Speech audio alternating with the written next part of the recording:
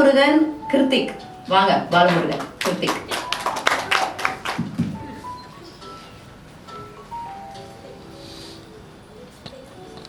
அனைவருக்கும் வணக்கம். என் பேர் கிருத்திக்.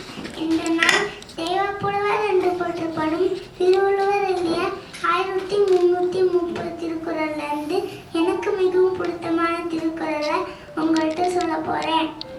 அதுக்கு முன்னாடி ஒரு சின்ன கதை சொல்லி கேளுங்க. ஒரு ஊரில் ரமேஷ்னு ஒரு பையன் இருந்தானா. அவன் நல்லா படிப்பானா. ஆனால் வீட்லேயும் சரி ஸ்கூல்லேயும் சரி ரொம்ப சேட்டு பண்ணுவானா. வேணுன்னே வீட்டில் குப்பை போடுவானா. தஞ்சி பாவை தூக்கிட்டு இருக்கும்போது வேணுன்னே போய் எழுப்பி விடுவானா. இந்த மாதிரிலாம் பண்ணுவானா. ஸ்கூல்லேயும் பசங்களோட விடுவானா. அந்த மாதிரிலாம் பண்ணுவானா. அவங்க மிஸ் வந்து அவங்க அம்மா கிட்ட சொன்னாங்களா. அவங்க அம்மா போய் அவங்க அப்பா கிட்ட சொன்னாங்களா. அவங்க சொன்னாங்களா வளர வளர சரியாயிடுவான் அப்படின்னு சொன்னாங்களாம்.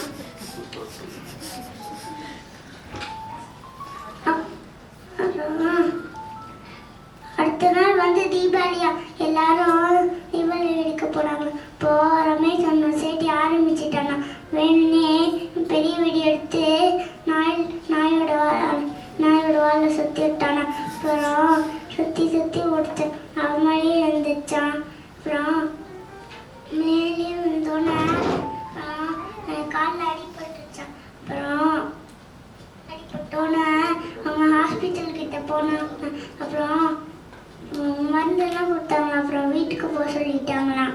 அப்புறம் வீட்டுக்கு போனோன்னே சொன்னாங்கன்னா அம்மா அடிக்குது அம்மா அடிக்குதுன்னு. அப்புறம் சொன்னாங்களாம் மருந்து போட்டால் சரியாயிடும் அப்படின்னு சொன்னாங்களாம். நான் சொல்கிறேன் அதை கவனமாக கீழே அப்படின்னு சொன்னாங்களாம். நீ வேணும் தானே நாய் வேலை சுற்றி விட்ட. இதே மாதிரி தான் நாய்க்கள் வச்சுருக்கோம். நீ எப்போவுமே அடுத்தவங்க கஷ்டப்படுத்தணும்னு நினச்சா அந்த கஷ்டம் திரும்பி நம்மளுக்கே தான் வரும் அப்படின்னு சொன்னானா. அப்புறம் தான் சொன்னானா யார் எப்பவுமே நான் இப்படி பண்ண மாட்டேன் அப்படின்னு சொன்னானா. வளர வளர சரியா